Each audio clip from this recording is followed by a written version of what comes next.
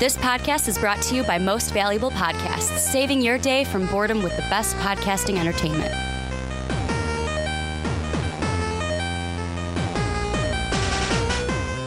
What's up, Real MVPs, Ricky Widmer here, along with fellow Manchild, Johnny Karlic.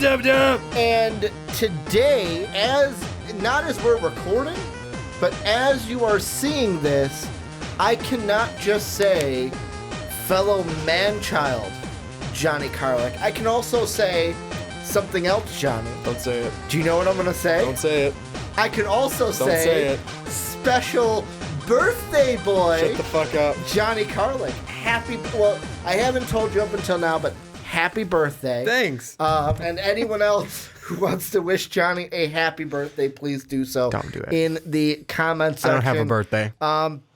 You're now 1 year closer to 30, like the rest of us. Thank you. By the rest of us, I mean Dave and myself, because Sean is a little youngin' and doesn't know what it means like to be on that second half of 25. Yeah, the down slope. Some say it's after 50, others say it's after 25. When you've gone through that first quarter of life. Quarter life crisis. Yeah, that quarter life. Still going on. There's so many like the millennial accounts I follow on Twitter. 4 years later, it's still going on. Quarter life crisis. But happy birthday, Johnny. Thanks. Fellow Manchild's fellow birthday boy on the podcast. But man, do we have a jam-packed podcast for you guys. And before we get into it, if you have not already, if you're coming in new, make sure to hit that subscribe button. Most Valuable Podcasts Nerd is a thing. New channel, Rick and Johnny Podcast. Too Old to Game. We've got other great nerd ideas, gaming and nerd related, that we've got planned up for the future. So hit that subscribe button, trying to grow this channel and keep it separate from the sports and other things that we do on Most Valuable Podcasts. But Johnny, talking all superheroes this week. Little Marvel, little DC, more Marvel than DC. Going to be looking at Spider-Man 3.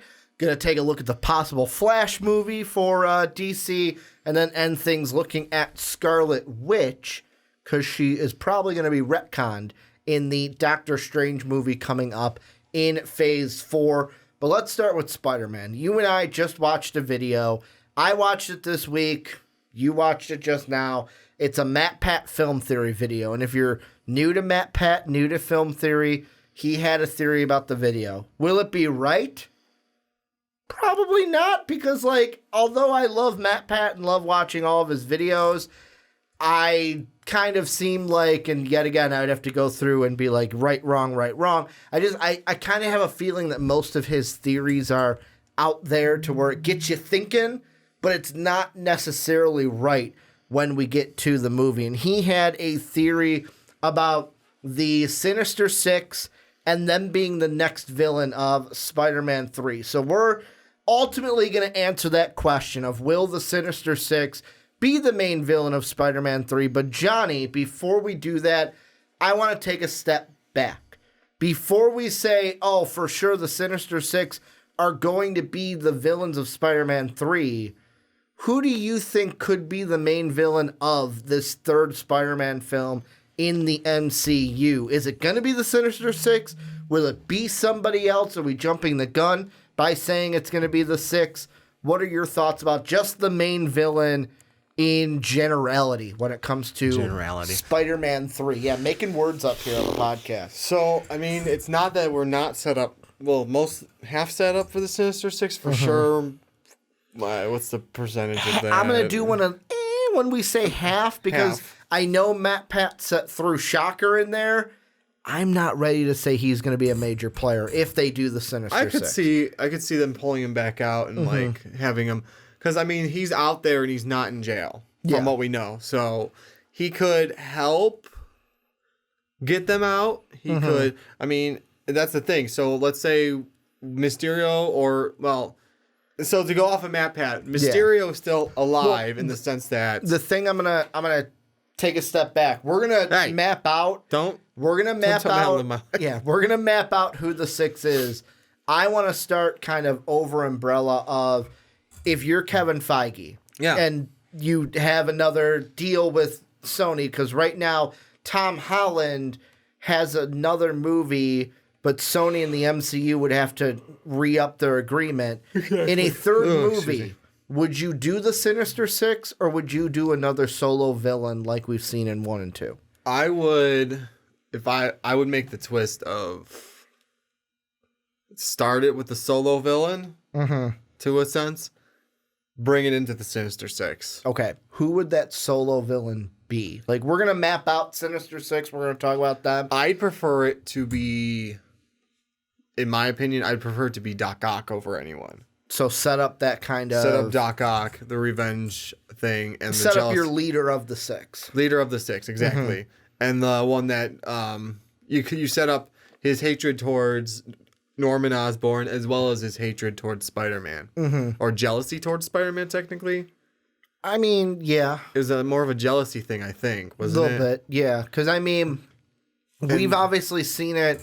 We've seen Doc Ock play out in the movies, but the thing I want to ask you first, and this is me just spot checking. Yeah.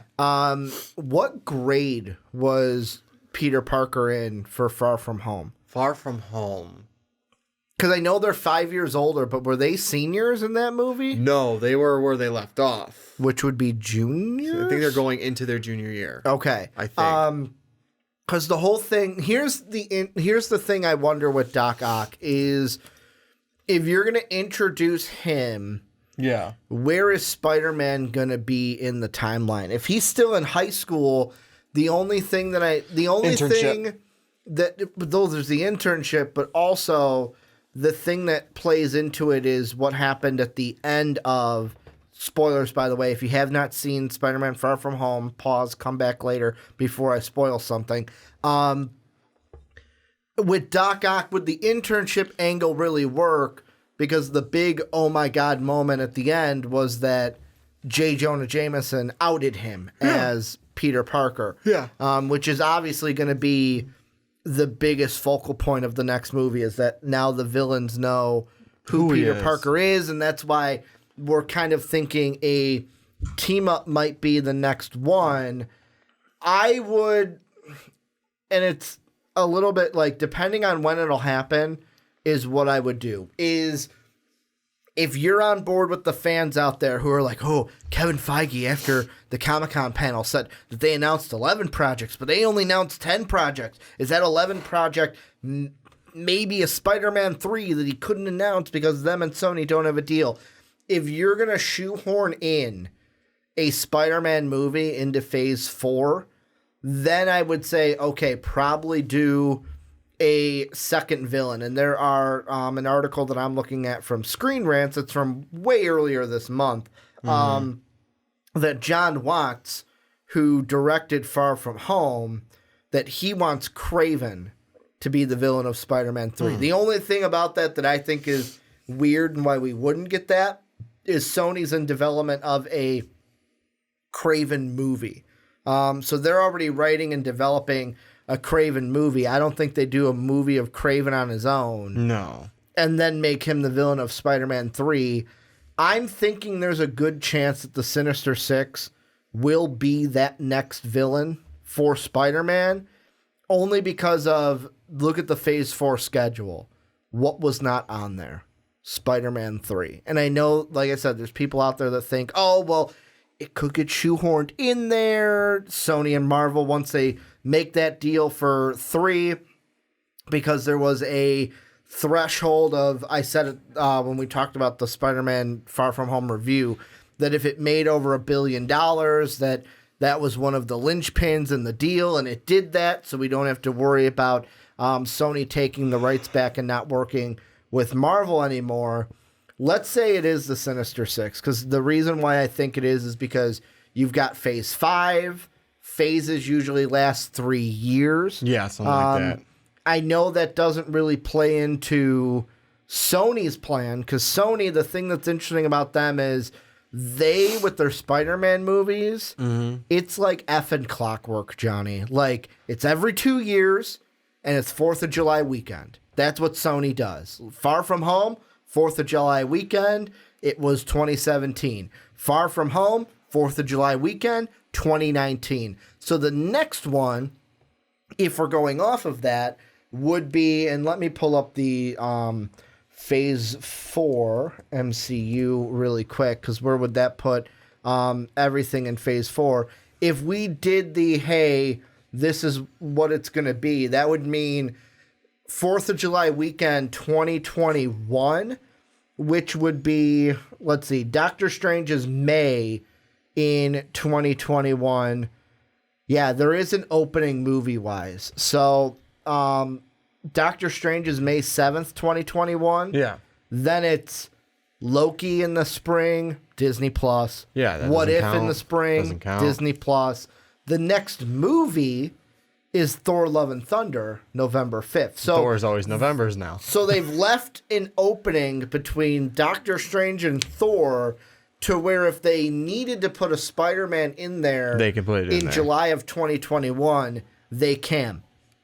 I'm going off of what they have planned out, though. I don't think they need to shoehorn a Spider-Man in there, although Sony, if they push for it, will probably do that. If it is held off till Phase 5, I think then if you're Sony, you can build up for that Sinister Six. And that's where we'll get into the conversation now of who do you think would, if they are the main villain, who would be in that iteration? As you were saying, we could possibly already have 3 of them. Yes, With Vulture, Scorpion, and Shocker. Yes, and possibly the 4th one, thanks to Being Mysterio. Mysterio Far From Home, because was it Matt Pat you said? Yeah, Matt Pat. Stated that yes, Beck may be dead, which again you and I have gone back and forth with. You think he is? I don't think he's so. not, but either way, his team is not. Yes. So And there have been other iterations of Mysterio in the comics. exactly, all he really have to do is get a front man at that point. Exactly. Because Beck needs the team, or Mysterio needs the team to have Mysterio all together. Yeah. But anyways, so there's those 4. There's another one that will go off of his. I'll go off of his, and that would be a great reveal because I also set it up in the movie loosely how that could be. Spider-Man is kind of confronted by the 4 of them already, and you see Dimitri from Far From Home show up, and you're like, oh my god, Dimitri's going to come and help me. Pull the mask off, or however, maybe make it shift like Skrull. Yeah. Because what I'm going to do is, I'm going to twist his and say it's not Chameleon. It's a Skrull. It's that not is a the chameleon. It's not a Skrull. Okay. It's the chameleon. Someone who's playing around with Skrull DNA. Okay. And that's how he was able That's to how he gets the shapeshift. You're right. the chameleon shape-shifting powers now. Yeah, I mean, That one I would love to see because all of a sudden kind of introduce the chameleon, and then because that's the hard part. It's like you want to introduce your next villain, the leader.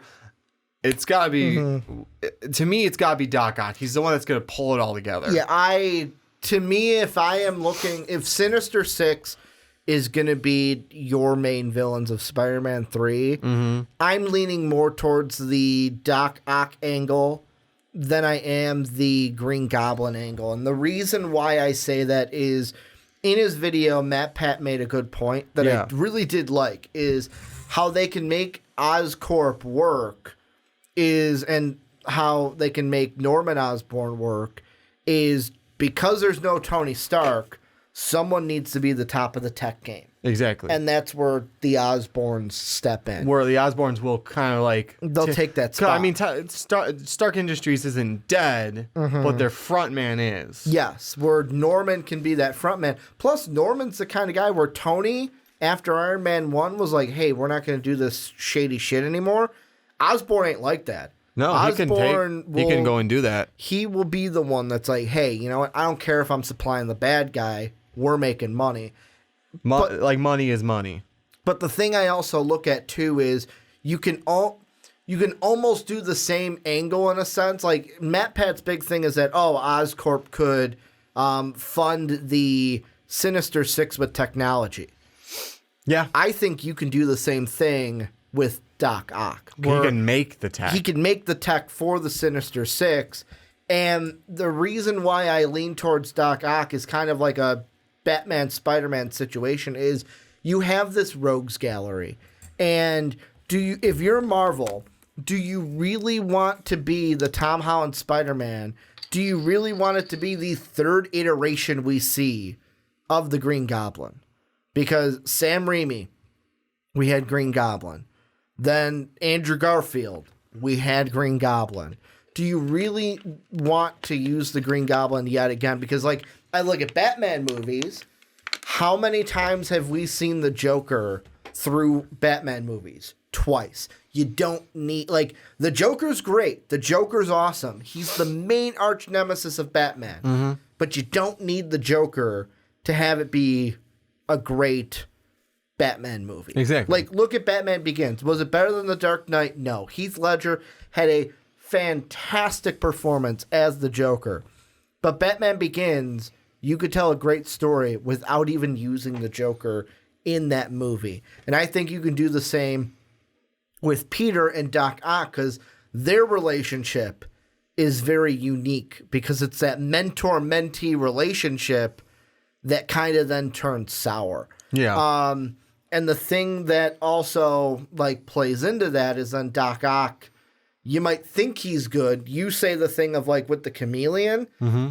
Could you imagine the reveal of where basically it's Peter Parker he's got to handle work and life and Spider-Man and life, but then also he's got to worry about all these villains coming after him.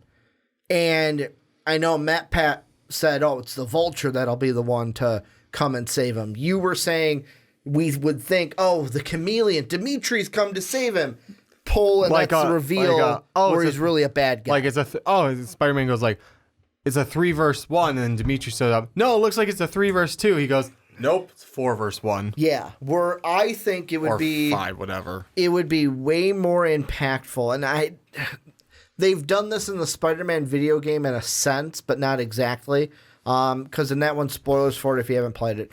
At the end, Doc Ock is in that. You're working for Doc Ock, like on his project, and then he turns out to be the main villain at the end, who you're fighting the last battle because he's gone crazy with just everything. Gets mad at Oscorp for cutting his funds, gets mad at Spider-Man for everything. That would be a great turn of, like, Spider-Man is up against it, and Dr. Octopus comes up, and Peter's like, oh my God, Dr. Octavius, like, you're here to save me. And then Dr. Octavius in his just normal tone, oh no, Peter, I'm not here to help you. I'm here to kill you. And then they all come after him. Where it's basically like his greatest mentor is now turned on him, and that's the full culmination of the Sinister Six.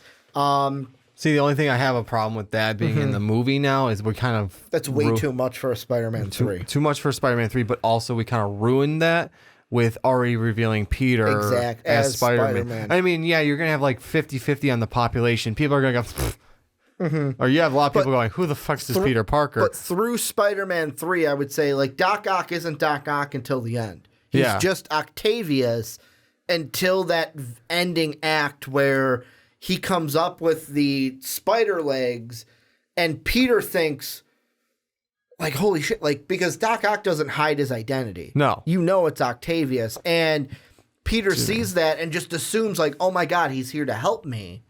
But then he's not. Like, that angle is what I would do, but then I don't know about that, because we don't have it really that set up for the movies anymore. Because you'd have to, like, cram that in that, oh, he gets the an internship with him. Oh, and then blah, blah, blah, blah, blah, blah. Oh, now he's going to turn on him. That's a lot to cram into one movie time span. So I'm going to go with, like, he puts together the Sinister Six. Mostly make him mad at Oscorp. Maybe you can throw in the internship thing, but I don't think it's going to be as impactful unless they're going to do some little bit of time lapse on how long he's been working with them. Because you don't, like, just get that overnight. Yeah. Do you think because of that, then Marvel is going to choose to do the Osborn route instead of the Octavius route because it might be easier? They might, but I think it'd be a cooler storyline to kind of like... Like, is it impossible to do Octavius because of the fact that Spider-Man got ousted as Peter Parker? No, I don't think so. I mean, it would make Osborn, like, maybe it makes Doc Ock a little, like, give his motivation a little bit differently. Because there's a lot of iterations where he wants Spider-Man's blood to do experiments. It's like, well, now I fucking know who he is. That's a good point. I can just go after him now. Then he doesn't even have to work for in this iteration. And now in his intelligence, he goes, I see him go up against these guys and they all get their asses kicked. Let me get those guys back together.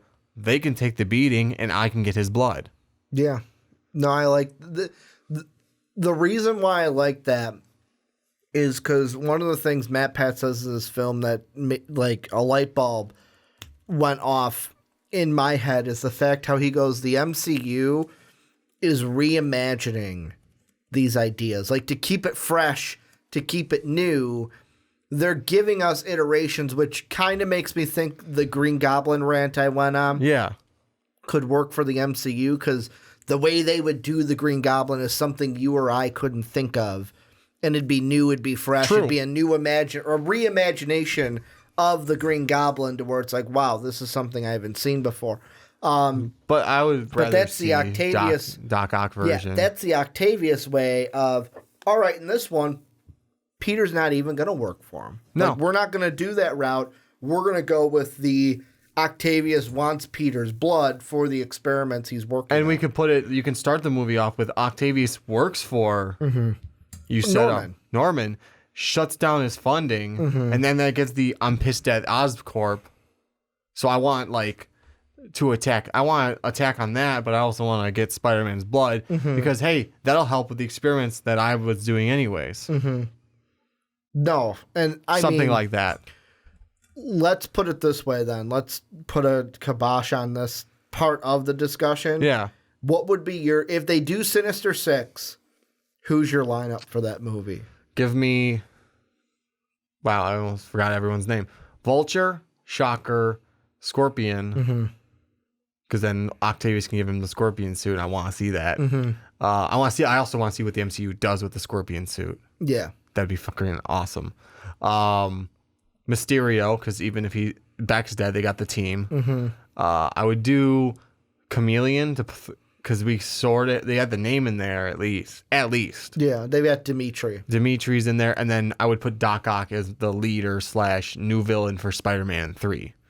So I'm going to be a little different than you. Okay. I think they will lean on. They'll lean on the first iteration of the Sinister Six. Okay. That we saw. The only question is, how are they going to do it?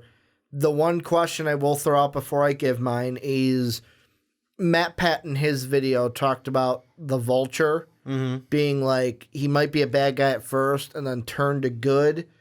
Do you see that? Because to me, it's like, I think the Vulture is going to be a member, but I necessarily don't think there's going to be a turn to where the Vulture helps out Spider-Man. I don't think so, because now at this point he kind of wants revenge, but he wants to be the one that kills Spider-Man. Like, and that's it. Where that last credit scene in Homecoming, it wasn't I'm protecting Spider-Man. It's why would I tell you? If I tell you, you're going to go after him. I want him. He's mine. Yeah. Like, I know Spider-Man saved him. This is your one pro tech. Yeah. Because I'm going to be the one that kills you. Yeah. Like, I get that Spider-Man saved Vulture at the end, and some people may think, well, like, oh, Vulture may not hate him, but there's a part of me he's a bad guy. He understands Spider-Man. He wants Spider-Man dead, but at his hands. Exactly. But it's more, to me, it's more so like, it's kind of a double-sided part of it's like, I'm not telling you. I'm giving Spider-Man the protect on this one because I owe him one. Because he did it before. Yeah. Like, you saved my daughter, so I'm not going to kill you right now. Yeah. He did that. It's like, okay, you saved me. I'm not going to let these guys kill you because I'm going to be the one that kills you. Yeah. So I think Vulture is going to be in it. What they do with him will be interesting. I think Quentin Beck Mysterio is going to be in it because I'm a stan of we never saw a body. In the comic, he faked his death. Like, Mysterio is the master of illusion. Why can't he fake a death? So semantics is what you and I argue on that one. So Vulture, I am saying Quentin Beck Mysterio. Okay. I am going to go with Scorpion will be in it. And then what? I've got 3 more left. I'm going to go Doc Ock as the leader because I got Vulture, Mysterio, Quentin Beck Mysterio, Scorpion. Doc Ock as the leader. So that's 4. And for my other 2, I'll go... Because I'm going to go Kraven. And the reason why I'm going Kraven is, here's what I'm thinking. Mm-hmm. If Spider-Man, if Sony is able to be talked out of that 2-year, and we don't get Spider-Man until Phase 3 of MCU, what Sony could do is instead of a Spider-Man movie, Phase 5. I was going to say, Phase 3 just ended. Phase 5. Instead of a Spider-Man movie in that 4th of July weekend, we get the Kraven movie in that 4th of July 2021 weekend. So Sony sets Kraven up. In Spider-Man 3, he joins the Sinister Six. We have our Kraven. He was set up. He joins the Sinister Six. That's 5. So Vulture, Mysterio, Scorpion, Doc Ock, Kraven. So right there we have basically everyone but Sandman and Electro from the original. And that's where I kind of differ on the 5th, where maybe it's a Shocker, because then Shocker is the reimagining of it, where it's like, well, Electro was in the original, but we don't have Electro, so we're putting the Shocker in ours, and the Shocker fits in ours. But at the same time, like, the Chameleon is one where, like, they may do it, but for me, it doesn't get my jimmies going. Yeah. It doesn't, like, rile me up like, oh, man, we got the Chameleon in this one. But I do like what you said about it, and what it could do is get the Skrulls and get their name in front of casual fans again. Yeah. Because we saw that already in Far From Home. We could see it again. I'm going to go away from the... It's either Chameleon or Shocker at that point, and I would almost go... I think away from the Chameleon, because they never said the word Chameleon, and they actually said, well, you're the Shocker now. Yeah. They actually threw that out there of, like, Shocker compared to just, like, with the Chameleon, it was, oh, he's Dimitri. Not saying your list is wrong, just I like it, but the only reason I didn't go with anyone that wasn't even nearly mentioned, like Kraven, for example, is because Marvel didn't seem fond of putting Sony's universe into theirs. So that's the only reason I didn't bring up Kraven. I get that they're doing their own Kraven movie. Yeah. But they didn't seem fond of throwing Sony's universe tying Sony's universe into theirs. Yeah, and that's the only reason I didn't go with anyone that hasn't been mentioned at all except for one person. And that's also another possibility. Yeah, if we get a Spider-Man 3 in that Phase 4 spot that I said is open, then in my mind it would be a single villain, and we're not seeing the Sinister Six then until Sony gets the character. Because I think at some point Sony's going to want to take the character back. It's just, when do they take it back? If they're smart, they'll just keep giving it to Marvel to make the good movies. But eventually they're going to want a Venom Spider-Man crossover. Exactly. And if MCU goes, no, we don't want that, eventually Sony's going to need to be like, no, we have Venom here to match him up with Spider-Man. It's either going to be... It's either you guys do it or we do it. Basically, it's going to come down to that. It's basically, well, if you want to do it, we've set him up for this reason. Otherwise, at this point, we're going to take him back. Thank you for... Thanks for the memories. Because, like, the way the deal works is... It's funny because Marvel actually wins the deal.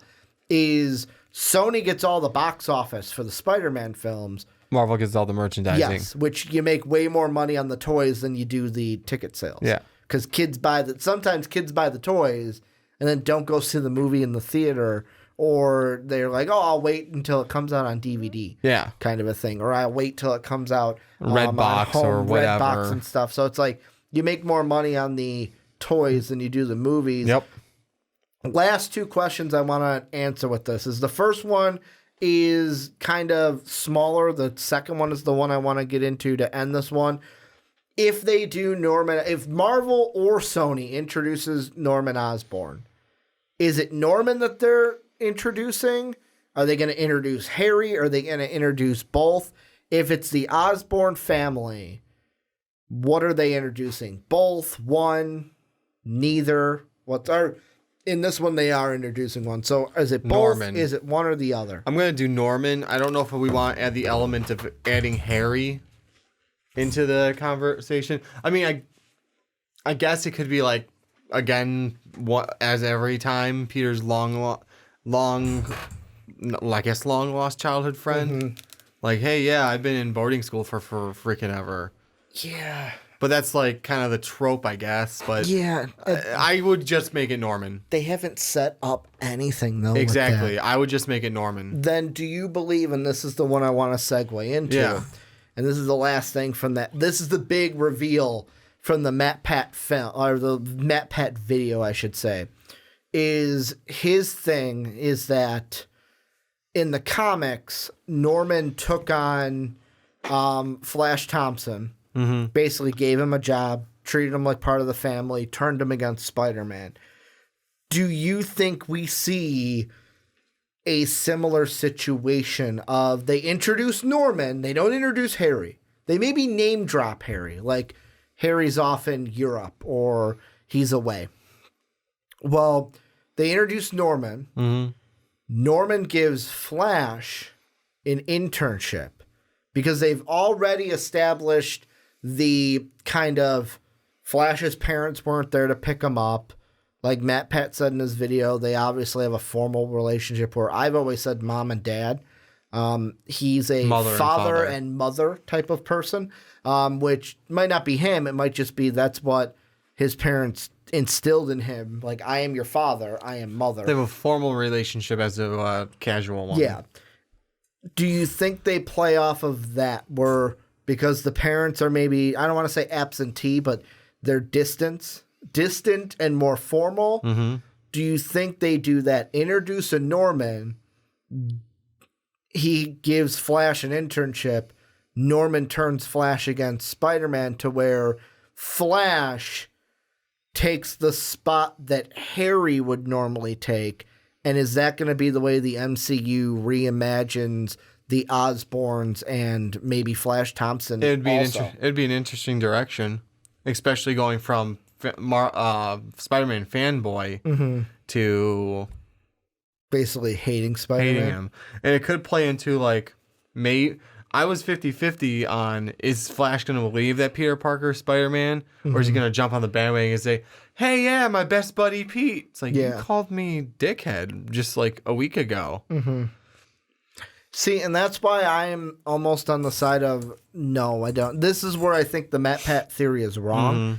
I don't think they're going to do that. I think that's too crazy for the MCU too out do. There. Yeah, too out there. Like, it's so extravagant. They make changes, but like they were honestly to me minor changes. Like MJ stands for Michelle Jones. Yeah, and also in the comics, you got to think of is like when you got to the 90s in the comics. One that I'm thinking about is Mark and I read a Sinister Six one from the 90s with the Sinister Six in it, and in that one, Flash Thompson is friends with Peter and MJ, I believe knows Peter is Spider-Man, and is dating Felicia Hardy, dating Black Cat at that time. But it's funny because Black Cat's only dating Flash Thompson to try to make Peter jealous. Like, Peter's married to MJ. MJ is in the movie career of her life at this point. Yeah. Or TV sitcom, is it? Or one of those? Or drama? One of those. And because there's a reference that the only reason Felicia is dating Flash Thompson is because she's trying to make Peter jealous and wants Peter to notice her and notice how, like, buddy she is with Flash Thompson. Where Flash is like, but you're like, hey, man, my main man Pete, like, hey, we should go on a double date sometime, man. Like, that main, like, friend to Peter Parker, to where I think they go more that route with Flash Thompson than turning him against Peter, because Peter's going to have a ton of villains that are coming after him. They don't need any help coming up with villains for Peter Parker. Because now they have the open gate of, hey, you got all these villains now that, hey, we know your name. We know where to come and get you. Do you think we see any minor ones, like a Rhino that comes after Spider-Man, not Hobgoblin, because if they're going to do Hobgoblin, that's got to be Ned. Harry. Or Ned. Ned. That is that one. I'm trying to think of any smaller ones. Like I don't want to say Electro because like he's a little bit bigger than that. Yeah, like but that would be just like copying what the Amazing Spider-Man did. Amazing Spider-Man 2, yeah. I mean, Rhino would be an interesting one. I'm trying to think of the low tier villains. Lizard would need some build up. Yeah. Rhino, you don't really need that much build up. No, he's just a guy like guy in a Rhino suit. I hated the Paul Giamatti with you, but the suit idea wasn't the worst by Sony. No, it wasn't. Just like the way they went about it. I'm Paul Giamatti as the Rhino. Paul Giamatti as the Rhino was bad, but also like making a mecha like super like all these guns and shit. It's like, do we need that part of it? It's like that's not what the Rhino was about. It was about using the suit and the strength he had behind it with that. I think he once in a while deals with the Wrecking Crew, at least the Absorbing Man. Yeah. It would have to be like low tier shit like that. Would Sandman be a low I don't know tier? if he's low tier because he's kind of powerful. He was in the Sinister Six, the original version. He was, but he's also kind of powerful. Yeah. And he was obviously a main part of the Sam Raimi ones. With Spider-Man 3, him being a huge part of that. Any final thoughts with Spider-Man 3? Well, I'll ask you this. Final thing. Do you think we see Spider-Man in Phase 4 or Phase 5? I'm hoping for Phase 4, but since they have that open slot that they said, like, hey, well, they only mentioned 10 and they said they have 11. So it was very sly by Kevin Feige where they have as I click on it. So Black Widow, Falcon Winter Soldier, Eternals, Shang-Chi, WandaVision, Doctor Strange, What If, Loki, Hawkeye, Thor. That's 10. That's 10. And they said there's 11. But in an interview after, he said 11. So there are some people, like my mind went to 10. Then he announced Blade. That would make 11. That could be, like, it's either Blade. Mahershala Ali. Or some people are saying he, in his head, was thinking, oh, well, there's that gap movie-wise between May 7th and November 5th where possibly they could put Spider-Man in there in July because Sony likes to do every 2 years like clockwork. Yeah. So I mean that I would think that one, but again, you're right. I forgot about Blade, so it could be Blade or it could be Spider-Man. Maybe they'll fill the slot. Like maybe if it's like, hey, we're gonna get Blade ready to go, and if they're not ready to let us use Spider-Man one more time, we're just gonna put Blade in that slot. I mean, I'm even thinking like I don't think Spider-Man's not gonna pop up in Black Widow because it's a prequel during the Civil War, like in between Civil War and Infinity War. He's not gonna show up in Shang-Chi. Doubt it. I don't think he should. If they're putting, we're gonna get to Wanda later. Yeah. If they're gonna put Wanda and Doctor Strange in Doctor Strange, we're not gonna get him there. Nope. And there's no reason for him to be in Thor. No. So I mean, and Eternals, there's no reason for him to be in the Eternals either. So I mean, if we're getting, except maybe Thor, it would have to be like a post-credit. It was the only way you're gonna really get him in any part of it. Yeah, really, like the only way we're getting a Spider-Man Phase 4 is if they put one in. I think they talk to Sony and are like, hey, you guys, like, they're gonna, like, Sony will be like, cool, we'll have a movie there that won't, it'll be a Spider-Verse movie. Yeah. But it won't be Spider-Man. That's what I think. Because they've got Venom 2. They've got Kraven that they're developing. They want to do a Silver Sable Black Cat movie. Like 2021 is what, 2 years from now? Like they've got time to get stuff rolling. I know Sony isn't the one we want streamlining anything. Because usually, except for like Into the Spider-Verse, Venom wasn't bad. But Into the Spider-Verse was like, oh my God, that's amazing. Maybe they do another one of those movies to kind of have the hold there, but it'll be interesting to see what they do with Spider-Man. Let us know, obviously, what you guys think down below about the villain of Spider-Man 3. Will it be in Phase 4, Phase 5? And then the big one of Sinister Six. If they are the villains, who's your Sinister Six? Let us know what you guys think down below. But Johnny, let's turn. So all of that was very positive and like looking towards the future. We're also now going to look at the future for the Flash, but it's not going to be as positive as we just were. Before we get into the Flash, though, make sure to check us out on patreon.com/most valuable podcast. That is how you can help support both Most Valuable Podcast and Most Valuable Podcast Nerd. 3 different tiers you can help support us. The Discord channel popping off per usual.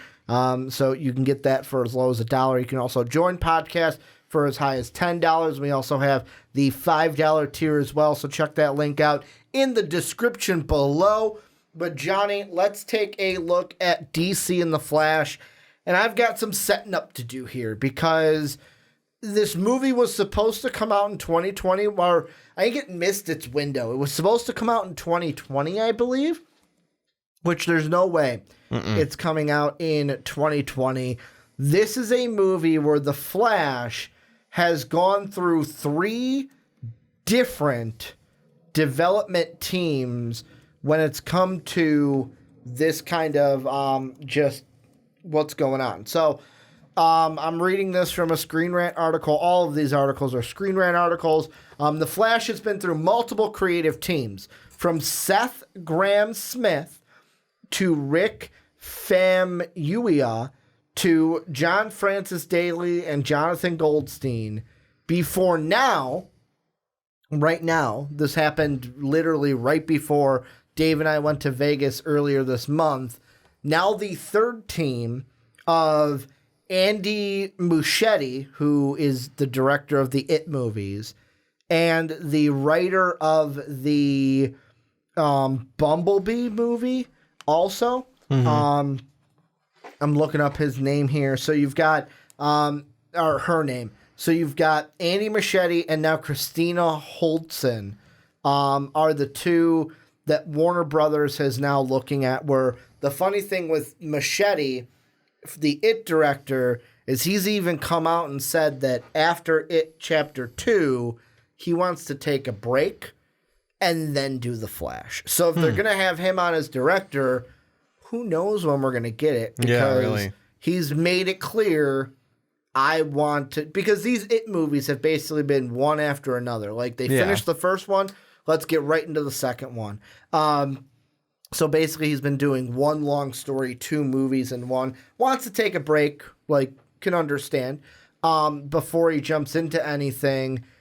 And apparently, the Flash himself, Ezra Miller, is the reason why Goldstein and Daly, who were the Spider-Man Homecoming writers, why they apparently left the product earlier this summer is because of, basically, I'm just going to call a spade from what I've seen, is that Ezra Miller is not backing down on his version of what's going on. And the excerpt I'll read before I ask you your thoughts, Johnny, is Ezra Miller first signed on to the DCEU's Barry Allen in 2014.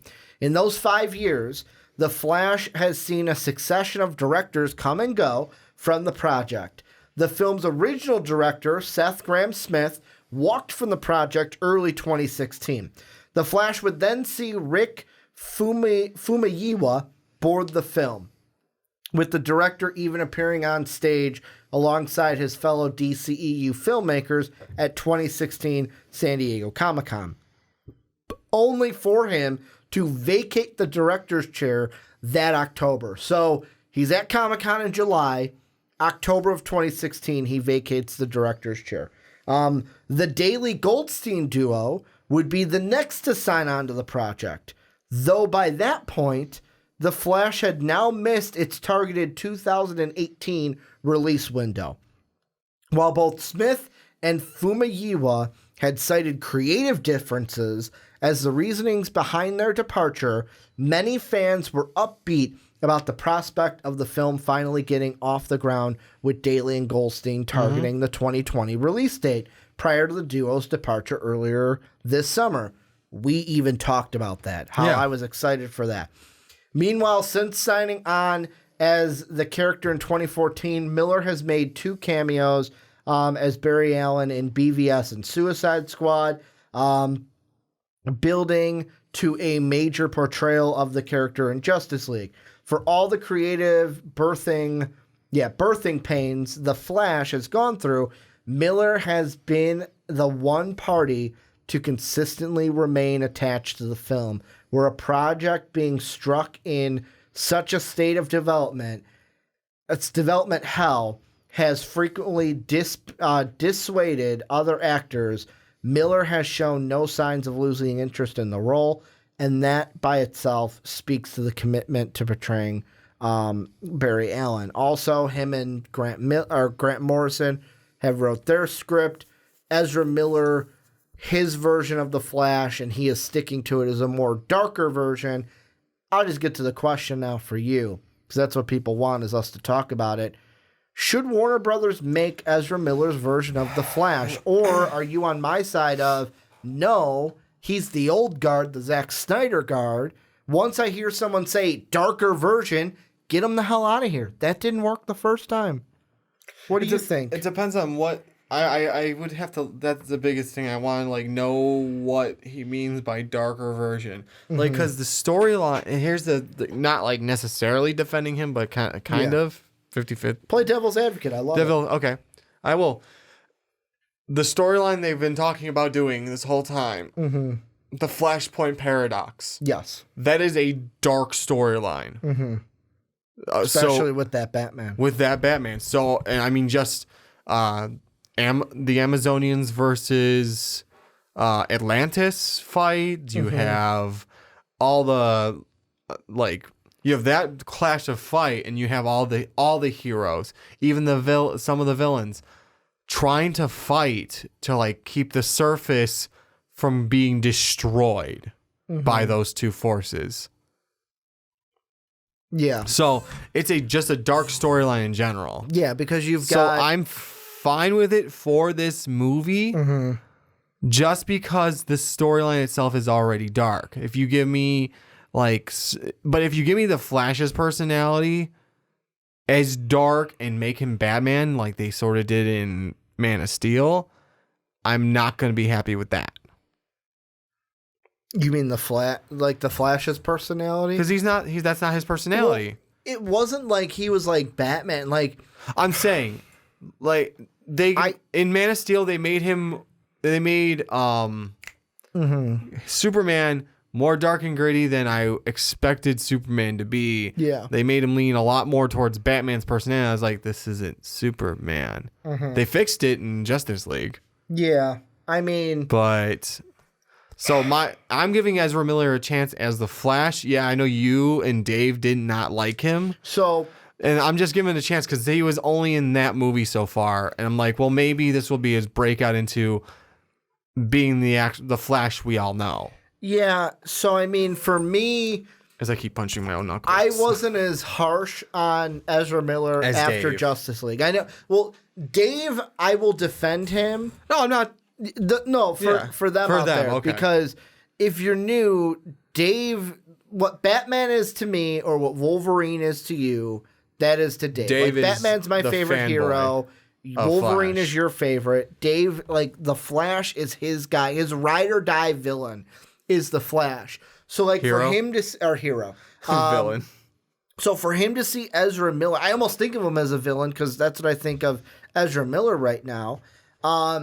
So for him to see the Flash portrayed like he was like if I saw a Spider-Man or a Batman that was like, nope, don't give me that. I don't want that. And you look at the Flash, and I know Ezra Miller made comments where it's like when asked about the movie where he's like, well, if you look at Barry Allen, he's usually late, but when he's there, he gets the shit done. He goes, that's probably what this movie has been. We're late. We're going to come out late than what we expected, but it's still going to be a good movie. And I just sit there and it's like, you're right on the Flashpoint part. It's a dark story. You've got the Amazonian war with the Aquaman war of like they want to control the world respectively. Atlantis v. the Amazons. Yeah. Yeah, because it's Wonder Woman and Aquaman. Themyscira, that's a place. Themyscira. You've got Batman that's basically popping caps in people. Punisher Batman. Yeah, basically. And you also have a Superman that has been kept in captivity. And even when he comes out, that scene in the animated movie where it's just like lasers through everybody because he doesn't know, like... Doesn't know better. Yeah, well, yes, he's been kept away from the sun, so that's why he's all frail. But he's had no social, like, aspect with anybody. Yeah. So he doesn't know how to interact with anybody. As soon as he saw the word friend. Exactly. So, like, I get that. But there's a part of me to where this is what I feel. I feel Ezra Miller is holding on to something. He's holding on to the past because when I hear, a darker version, all I think about is, you're holding on to the Zack Snyder version of the DCEU. Like, the DC's biggest problem was Zack Snyder. I thoroughly believe that. It's Pete and I were having this. And if you're new, Pete was on our wrestling podcast. I actually want to have him on this podcast in the future to talk about Superman v. Batman. Which one is the better hero? Because I'm a Batman stan and he's a Superman stan. So I'm going to be the moderator at that basically. point. It's a conversation I've always had with him that I want to eventually have on a podcast. And we were talking and he said that, and I agree with him, that Zack Snyder was the worst thing for the DCEU because coming out of that, Zack Snyder, his two biggest claims to fame before being headed of the DCEU of Man of Steel was 300 and Watchmen. Both more darker, greedy type of films. But which fits those.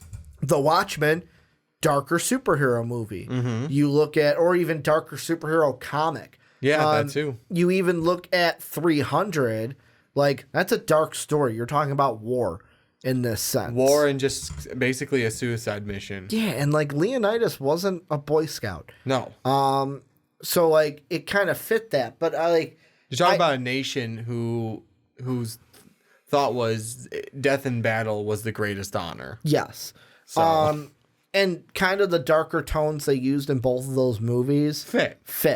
I feel like Ezra Miller is hanging on to the old DCEU where films like, and I know that people have, like Dave brought up to me, yeah, but Aquaman and Wonder Woman, like both of them are from that they didn't recast those characters is what he was saying. And I said, yeah, that's true. But when you look at it, Gal Gadot and Jason Momoa aren't hanging on to, like, Jason Momoa didn't come out and say, I want my Aquaman to be a darker character. No, he worked with James Wan and they made a great, like, I'm going to say a great movie for Aquaman. I loved the Aquaman movie. Gal Gadot now has had one, she's probably going to have two now, with Wonder Woman 1984. That's going to be a great movie to go and watch. Because, I mean, that's also Patty Jenkins. You got to put some of it in her hands, too, being a great director for that franchise. Where I feel Ezra Miller is hanging on to this idea of, like, oh, my God, I need to, like, basically being a Zack Snyder stan in the sense. And, see, what I'm hoping... Oh, go ahead and finish. Go ahead. Sorry. No, go ahead. What I'm hoping is when he says he wants it darker is that maybe, like, the two... Because they did... Game Night and Homecoming is that, like, they were almost going to do, like, Spider-Man that much Homecoming lightheartedness. Yeah. And it's like, no. Ezra Miller goes, no. This is the Flashpoint Paradox storyline. I'm going to rewrite this to be dark like it's supposed to be. Yeah. That's what I'm hoping is, like, they tuned it up a little too much. And I'm not saying they don't do a good job. I think they would do a good job with their movies, but I'm just hoping, like, he thought that they tuned it up too much and goes, no, this story needs to be dark. Well, that's what I'm hoping for when we get the movie. I just want us all to win. And let me read this too, because this is going into that. Yeah. While Warner Brothers rejected Miller and Morrison, so Ezra Miller and Grant Morrison's script, because they wrote it together, the studio decided to keep him in the role despite his Flash contract reportedly being up. However, it was Miller's desire for a darker take than what Daly and Goldstein envisioned, rather than the script itself, that was the real point of the endeavor. The actor remaining following the director's departures signals that the direction of The Flash and its role in the DCEU. While both Aquaman and Shazam had their share of levity, James Wan and David F. Sandberg made sure they weren't lacking for darker elements either.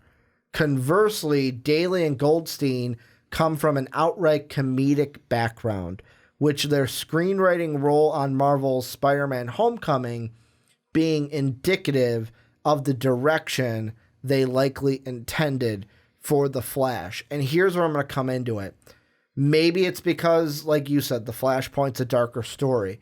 Bringing in Andy Muschietti wouldn't be a bad thing because, like, you're coming off of that horror aspect of it. And I believe David F. Sandberg, when we talked about him for the Shazam movies, I believe he was coming up. Yes, he was. He was coming off of horror movies as well, being Annabelle Creation and Lights Out were two of the movies, the last two before he did Shazam. Because I remember us talking about, how is he going to do with a comedic movie with Shazam?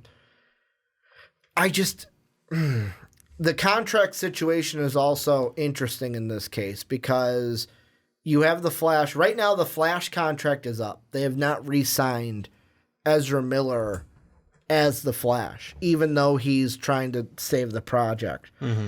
They're, and I say they're meaning Warner Brothers, is in a catch-22 though, because let's say they wanted to get rid of Ezra Miller as the Flash, they have to almost do it uniquely because he's also in Fantastic Beasts.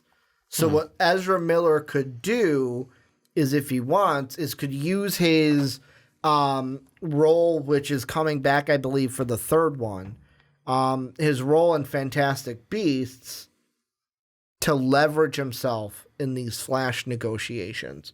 Where basically, hey, if you don't want me as the Flash, that's fine. But I'm not going to be in Fantastic Beasts then. And you got to find a different character, which that's something that studios don't want to deal with, is recasting a major character third movie into the film. Like, it's not impossible. We've seen films that are like, you know what? It's just going to be, we're not going to say anything. He's just going to look different. We're just not going to point out anything. It's just going to be a new actor. None of the other characters are going to react to it. It's just going to be like, boom, here it is. Yeah, exactly. Basically like Rhodey. Yeah. No one really pointed it out. No one noticed it. They just replaced him from Iron Man 1 to 2. And that's good and bad, because if they cast someone then it's like, great, I lost out on 2 roles. But he could use that as leverage for the Flash contract, where I'm sitting here and I'm thinking Barry Allen as a character. Originally I wasn't hating it, but the more and more like I think about it and the more and more all this goes on, I start to think about, well, was he that great as the Flash? He wasn't terrible, but could we get a better Flash? Like, I think there's more room for getting a better Flash, to where I'm like, why are we going through all this trouble just for Ezra Miller? Yeah, I know. That part I agree with you, as we're going through a lot of trouble for one person. We're letting him handicap this project. Yeah. That's what I think. Yeah. Whereas, I'm not going to judge him on his Flash from one movie, especially since it's possible that it's the script writing and not him that made it that way. Because, like, I know one of Dave's biggest things is Barry Allen's supposed to be, like, have friends. Tons of friends. He was more of a socially awkward, like, 20-year-old. Yeah, the way Dave described it after he saw The Flash was great. The Flash has ADHD. Yeah. Like, that's the Flash where the Flash isn't supposed to be. The Flash is kind of cocky. He's got those one-liners. And I'm hoping that, like, this was one movie he's got personality. Yeah, this is where they wrote him in that way. And I'm hoping that they wrote him in that way and that wasn't his acting into it. Is whereas maybe this movie will make up and kind of put him into the Flash that we should have. Yeah, I mean, that could be part of it. Yeah. Like, obviously you come into a role, and it's also the side of it too is, did Warner Brothers cast him knowing the version of Flash that was in the script? Yep. So that's why they casted him. But also, if you come into a role, if the director, Zack Snyder, tells you this is how he wants the character played, you're obviously going to play it that way because that's what the director wants. And basically, if you don't do it, they'll say, well, fuck you. We're not going to have you in the movie and we'll find someone else. Here's my biggest problem. This is the last thing I'll leave it off as. You've had now 3 sets of people. Like, for example, if we were doing a podcast and I was doing it with you, and then after, let's say, a couple weeks, you said, fuck this, I can't do it, and you leave. And then I have someone else come in. And after a couple weeks, they say, fuck this, I can't do it. Like, I can't handle this. And they leave. And then I have a third person come in. And after a little while, they say, fuck this, I can't handle it. And they leave. Eventually, I would start to think, am I the problem? Is it them or is it me? And that's what I'm thinking. I'm thinking that Warner Brothers has to look at it and go, yes, we might lose him in Fantastic Beasts, but this is a movie that was supposed to come out in 2018. Then it was supposed to come out in 2020. It's already too late to come out in 2020. We're not going to hit that window. No. We've already rejected him and Morrison's script. Do we really want one actor basically like kind of what's the word I'm looking for? I lost it. Not handicapping, taking, like, holding this movie hostage to where here's what I would be shocked if it happened, but I wouldn't be surprised either, which is kind of contradictory. But this is my prediction. So you know how with Batman, they brought in Matt Reeves? Yeah. And they were like, you're going to write it, you're going to direct it. And then they said, hey, Ben, it was nice to see you, but bye. Bye. I can see the same thing happening here. Andy Muschietti comes in. They already know he wants to take a break, so that's fine. We weren't going to hit the 2020 anyways. Also, throughout that break, it gives the Bumblebee writer, Christina Hodson, gives her time to write the script.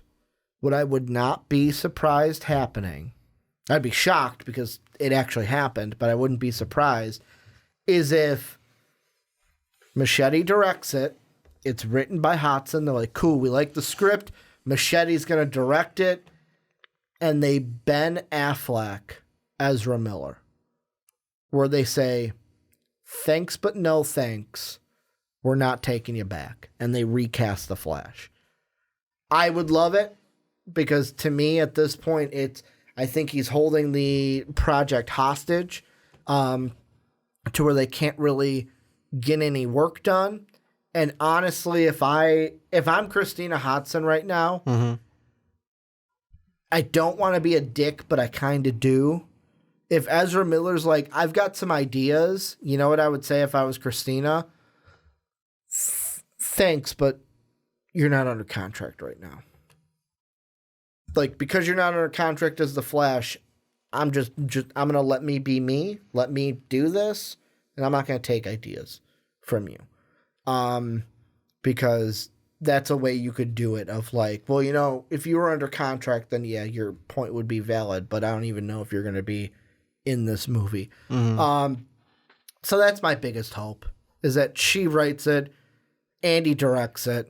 Ezra Miller gets the Ben Affleck treatment, and we then get a new Flash. But at the same time, the devil you know sometimes is better than the devil you don't know, and they could obviously recast it, and we could be hating it like people already. We haven't even seen him yet, but people hating the Robert Pattinson Batman casting. Which I heard he dropped from that now, so.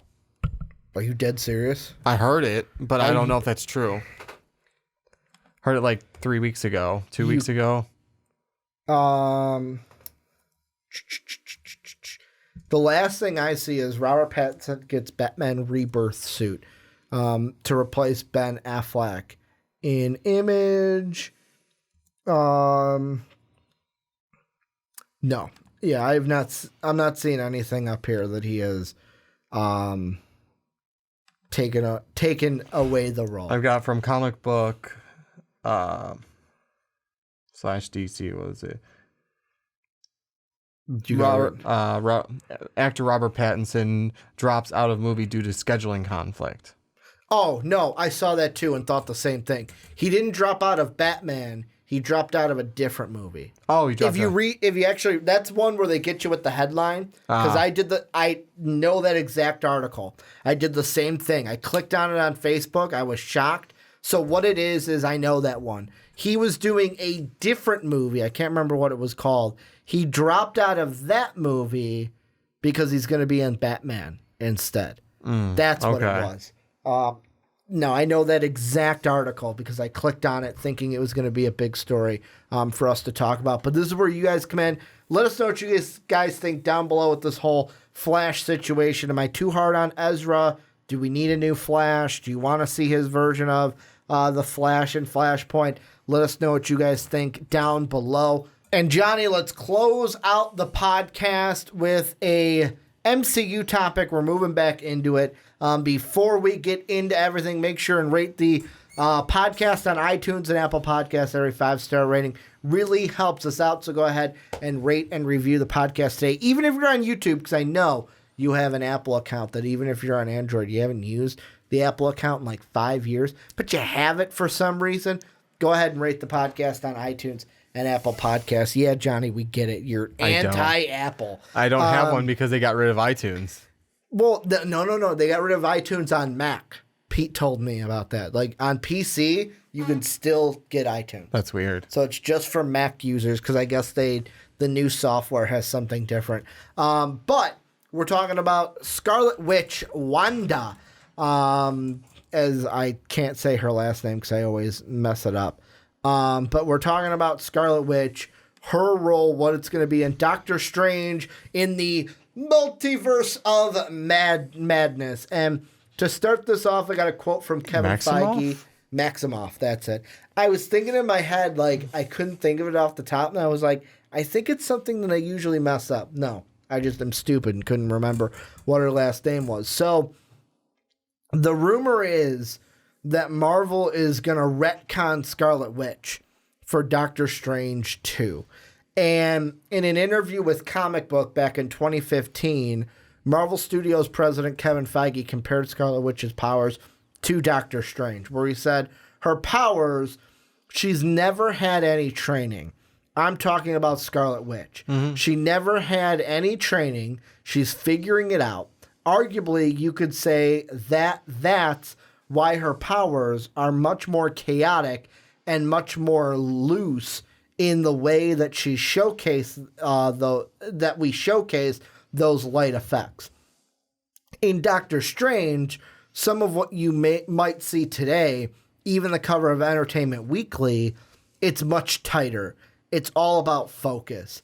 It's about pulling energies from other dimensions in an organized and purposeful fashion, which is why they can do a lot more than she can in at least a much more precise way.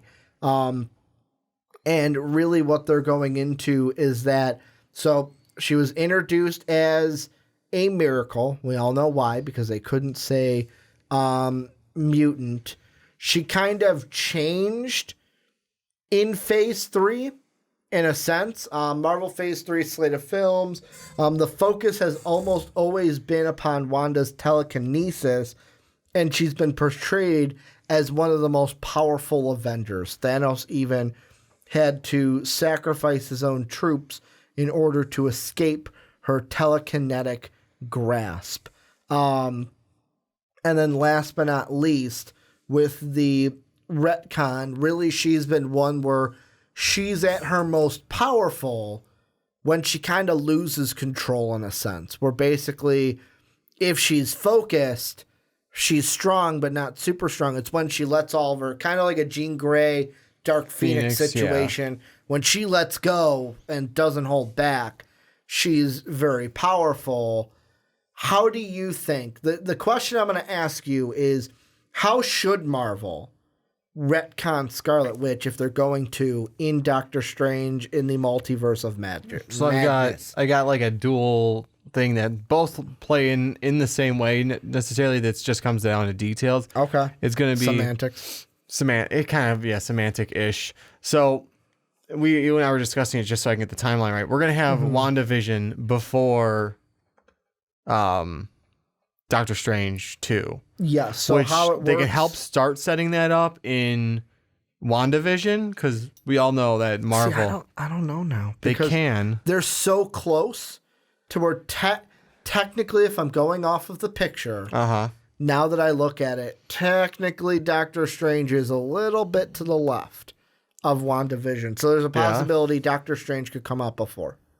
Okay. Well, so they could retcon her before WandaVision, but really, spring 2021 could mean anything. Yeah, that's true. So let's say if it comes out beforehand, they can start setting that up in WandaVision, or if she's in Doctor Strange 2, help that set up WandaVision. Which one would you pick if you were Marvel? I would go. I could go either way on that. Which are you hoping for? I could go either. Honestly, I can go either way on that, because the one could like the bisexual. That's the joke, Ted. That's the joke, Ted. Because what WandaVision can do is help set up why she needs to go help Doctor Strange. But if you have Doctor Strange 2 first, that can help like how Vision's alive again. I could set up it either way, one or the other, to help that out, either one out. Yeah. What I'm gonna do is, like, let's say either way. Let's say she comes over to Wanda. Let's say it's WandaVision comes first. She comes over to Wanda. He comes to Wanda and comes in like, I need your help. And Vision goes, I don't know how I'm supposed to help you. He goes, not you, RoboCop. Not you, RoboCop. Her. I need her. And she'll go be her attitude. How am I supposed to help you? Blah, blah, blah. Come on, let's go.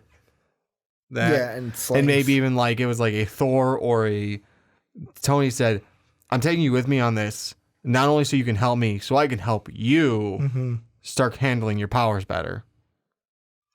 Yeah, I mean, sort of a dual thing. I think the whole thing I would do, and yet again, one thing I'll read off is, of course, if Scarlet Witch's powers are indeed magical in nature, then clearly there's a lot more to them than just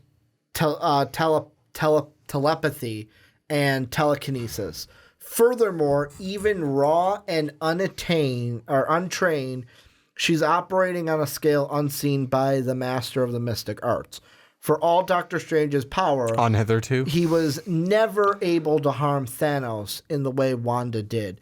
And there's no indication he could have single-handedly destroyed an Infinity Stone either. Exactly. It's possible that Strange sensed Wanda's potential when he fought alongside her in the battle at the Avengers compound. Alternatively, Wanda may demonstrate supernatural abilities in the WandaVision series, which is confirmed to tie in to Doctor Strange 2 somehow. Either way, the stage is set for Doctor Strange 2 to see Stephen Strange forced to work with a woman whose abilities could far exceed his own. Here's what I want to see, because in the comics, although she's a mutant, she's kind of a sorceress in the comics, and when it came to Marvel, they didn't really dive into her being they call her a miracle. They didn't dive into her being a sorceress because they didn't really know how that supernatural would like fit with people or how it would land. Yeah. Now after Doctor Strange 2 being like, oh, okay, people are now okay with it. It's been established. Now they could move over more into like her sorcery side of things. The question that I ask myself is obviously we're retconning Wanda to set her up as a mutant. That's the only reason in my mind we're retconning her, is so that now we could set her up as a mutant, tell stories between her and Magneto, like that first meeting and everything there. I wonder if the reason why they're doing it in Doctor Strange 2 is, and this is, for me, if Doctor Strange 2 comes out first. So she's in Doctor Strange 2.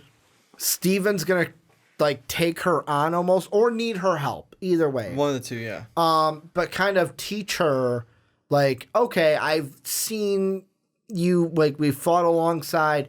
I feel like I could help you. Because Steven, at this point, is thinking of it as she's one of me using magic and it's all supernatural. But what we learned through that movie is, oh shit, her powers, they're kind of supernatural, but they're coming from within her. Like it's not the same as Doctor Strange. Where he's pulling it from outside energy. Where she's pulling it from herself. He's manipulating where she is actually creating. Yeah. And that's the thing I think we kind of lean on in that, to where then when you jump into WandaVision, where yes, it dives into them bringing Vision back, but maybe then that could focus more in on, okay, now I know my powers are coming from me. Like, what am I? And that's where you can, like, that might be the first time either the Doctor Strange 2 movie or the WandaVision series, the first time we hear the word mutant in an MCU property. Yeah. And that's the thing where I'll ask you, do they do it in the series? Do they do it in the movie? Where they kind of, which one would you have the movie end? Because I'm already going crazy, not going to happen kind of theories where it's like throughout the Doctor Strange movie, we see her basically be the, oh my God, the powers are coming from me. What am I?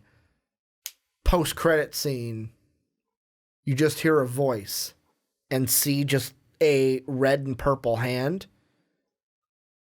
And basically it's Magneto. Or you let the WandaVision series play out. Last episode of WandaVision, you introduce Magneto. It's either after credit scene or sometime in the WandaVision. You're not going to do it in the actual movie itself for Doctor Strange 2. Let's say that one comes first. But you're going to show like along the line of like him and her both noticing more and more there's like, okay, your powers aren't quite like mine like I thought. Yeah. Like maybe he'll like at one point throw her the sling ring and say, okay, open it up. And she won't can't be able to? Yeah. Because she's not manipulating it the same way he is. Like, he's like, you're powerful enough, but at this point, go ahead, open it up. She puts it on and just, she's trying like what he does, but she can't open up a portal. Yeah. Some shit like that. It's like what's going on here kind of a thing. Or is it going to be basically I'm not going to teach you, I just need your help. Yeah. And through fighting together, fighting Nightmare. Realizing this is not the same. Yeah, powers. I thought your powers were the same, but they are not the same as what I'm dealing with. Yeah. In one of the two ways. Either way, I think it's gonna be like a slow, like throughout the movie, realizing, okay, her powers are not quite like mine. Yeah, because the article even goes on to say, if Doctor Strange 2 is indeed Kevin Feige's promised retcon, then comic book readers will know Strange should be very careful. This change would move the MCU's Scarlet Witch a lot closer to the comics, and their Wanda is as unstable as she is powerful. Doctor Strange once feared Wanda's powers so much that he cast her into an enchanted sleep. Even that didn't last. Worse still, there have already been hints of this instability within the MCU's Scarlet Witch, which has consistently stressed that Wanda is more powerful when her emotions are out of control. It's an inconvenience that the titular madness of Doctor Strange in the Multiverse of Madness is actually Scarlet Witch's. Do you believe that? The reason why they're calling it the Multiverse of Madness, like multiverse, because we've got Nightmare, and he might be kind of manipulating Doctor Strange and pulling him through different multiverses. Could the madness actually be Scarlet Witch and her uncontainable, out of control powers? Could be that. I'm trying to think. Because the Multiverse of Madness, it could be that. It could be, I don't know how to describe it. Because I always thought Multiverse of Madness was just, Nightmare is going to make things so fucking weird that it's just like, it's madness. Ooh, that's what I thought at first. It's like jumping from, because I thought at first it was going to be a jumping from multiverse to multiverse. Yeah. And just like the massive amount of what the fuck is going on, what's going to happen. Yeah. Now I'm wondering if it's going to be like the two of them team up at first, whether it's under his wing or just teaming up. And they're chasing after Nightmare. Mm-hmm. What if Nightmare sort of like implants in her head for a time in the from end of Act 1 till beginning of Act 2 or not mid Act 2? Yeah, just to make things interesting, kind of in her head of like slowly like the decay in a sense of like her sanity, because Doctor Strange is used to that stuff at this point. She's not. Yeah. So she's like, whoa, what the fuck is this? They'll be jumping from from multiverse to multiverse, or what do they call it? Multiverse of Madness, right? Yeah. They'll be jumping from multiverse to multiverse until finally, like, maybe it's too much for her, and the little implanting of him doing like shit in her head gets to her, and kind of like how the Sorcerer Supreme did with Doctor Strange in the first one, where she was like, when she like put him in the glass dimension almost, where it's I was saying more so like when she his chest and like astrally sent him throughout different like multiverses. Yeah. Maybe that's what they're going to be actually doing this time, is like physically jumping from multiverse to multiverse. It'd be so fucking weird. And it would just, it's like becoming a little bit too much for her, where it's like it's making her shaky, where Doctor Strange is like, okay, this is just another day for me now. And then you got Nightmare in her head, like throwing the thing like, Vision's dead because Doctor Strange couldn't stop Thanos. Yeah, and one of those type of things, slowly like decaying the madness, and like could you imagine having a Wanda Doctor Strange fight in the part of the movie? That'd be weird. Like he would have to go up against her, and then that's where he'd be like, "Whoa, she's fucking powerful. She's powerful." Put her in that sleep where he finally takes out Nightmare. And then they bring her back and lead into the WandaVision thing. So the thing I completely forgot about is, and this kind of... To hit record, because that would be awful. No, we're recording. I just had to play around with that. But this is from April. Okay. I completely forgot about this because like I didn't think at the time it was enough to kind of be like, okay, we've got some traction for this, because the WandaVision series we never like had anything for. But this is back from April. Speaking to Variety at the Avengers Endgame premiere, Olsen said that the series will draw on multiple comic book stories and cited the 50s aesthetic of a promo image shown at the recent Disney Investors webcast, which was not seen publicly. There's quite a few comic book stories we're pulling from, Olsen told Variety when asked about the name WandaVision. It's going to be Wanda and Vision. I think at the Disney Plus launch chat, they showed a photo of us in the 50s, and I think that's a good teaser. It's going to be really fun, which I think is Wanda it's either two things pop into my head. Either Wanda learns how to jump between multiverses, or because we've already established maybe by multiverse, we're diving into more so what was established in Endgame in a sense, where multiverse isn't like DC, because DC is like there's Earth 1, Earth 2, Earth 3, Earth 4, Earth 5, where in Marvel, multiverse could just mean, like, for example, when Thor went back to Thor the Dark World in Avengers Endgame, where now there's two Thors in that, where it's not technically time travel, but it's jumping multiverses.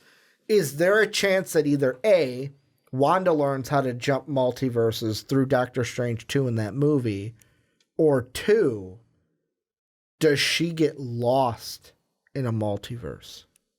That'd be interesting, too. And it's the vision that we see in WandaVision isn't her vision. It's the vision of that multiverse, which would make sense why he's alive. Because maybe Vision didn't die in that multiverse. Vision would be alive in the 50s. Could be. Well, wasn't created in the 50s, which would be interesting, which plays into also when the hell is it coming out? Because Disney Plus comes out this November. They could really drop that before or after. If they drop it before, then it kind of like, it would almost have to be after in that sense. It's like, in your mind, what do you think of if it's taking place in a 50s aesthetic, in maybe a 50s time period?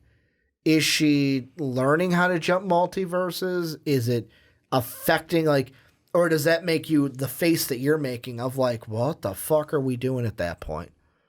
Yeah, I don't understand the 50s thing. I've been trying to think of what it could be.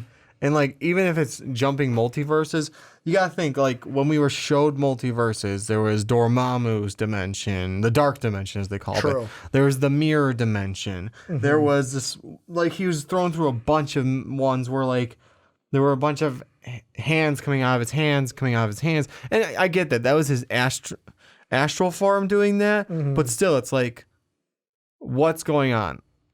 Like, this is not like dimension. And it could be like those aren't all the dimensions. Could be like there's a dimension of, oh, well, everything's kind of set backwards where like it's still the 50s then, but everything that is going on then is also going on in that time. It just happens to be a 50s setting. Some shit like that. Maybe. I don't know. That one I still can't explain of like what they're trying to go with on that. Yeah, I'm looking here. This is from comicbookreviewcbr.com. And two of the things they throw out as possible stories that they could be pulling off of for WandaVision. One is, so the first is The Vision and the Scarlet Witch, which ran for 2 miniseries. The first in 1982, the second in 1985. Both series centered around the married heroes leaving the Avengers and settling down in the suburbs. The comic put a heavy emphasis on their relationship together, eventually building to the birth of their sons, Tommy and William. The pair faced scrutiny, not just for Wanda's status as a mutant, but for being married to a robotic Vision. The series focused heavily on the familia element of the story, but the plot was eventually and tragically resolved in West Coast Avengers. That's where Vision was essentially reset and lost all emotions, while Tommy and William turned out to be magical constructs Wanda unknowingly created, only to be used as arms by Master Pandemonium. It is bonkers, trust us. The second series is the Eisner Award-winning Vision by Tom King and Mitch Gerads. Released in 2016, the comic only briefly includes Wanda in a supporting role. Instead, the series focuses heavily on Vision and the new robotic family he constructed for himself. The four take to living in suburbia again, but the hatred for the synthetic people leads to multiple deaths, a cover-up, and Vision almost destroying the Avengers. The series ended on an unlikely bittersweet note, but with a touch of hope. While his wife Virginia and son Vin died, Vision's teenage daughter Viv managed to survive. She has even gone on to become a fairly major member of the current crop of Marvel team heroes. Neither of those explain the 1950s. So I feel like the big thing is, like I said earlier, to me, the only reason I'm retconning Scarlet Witch is to be able to use the word mutant and to make her a mutant. It's just, how do we get there? And I think with Doctor Strange 2, the big thing we're going to learn is, hey, your powers are mutant powers. Like, you are not a mystic arts. You are not using magic. There is something else with you. You're not using magic like me, because I think hers are still considered magic. Yeah, it's not like him. It's not mystic arts, we'll say. Yeah. Where then in WandaVision, we may learn through her relationship with Vision that, like, what are you? Oh, you're not a miracle. You are a mutant. Like, that is why you are able to generate them, is because it is through your genes and you are a mutant. And WandaVision can be our first introduction. You're creating, not manipulating. Mutants. Yes. Any final thoughts before we wrap up the podcast? No, this is going to be interesting when we finally get more shit about it. Yeah, I know, right? Disney Plus in November. We're also going to see a lot more of Disney Plus in about 2 months. So while you're at Wizard World, for sure, that same weekend is D23. Oh, okay. Which they are going to have. We're going to get looks of Disney Plus. It's basically going to be like they're rolling out the Disney Plus bandwagon. Because then we wait 3 months and we get it 2 days after Dave's birthday, November 12th, is when Disney Plus drops. But let us know what you guys think down below of Vision, Doctor Strange 2, all this WandaVision madness down below. Also, if you're listening to the full podcast, The Flash, Spider-Man, what we talked about on the entire podcast, make sure to subscribe to Most Valuable Podcast Nerd.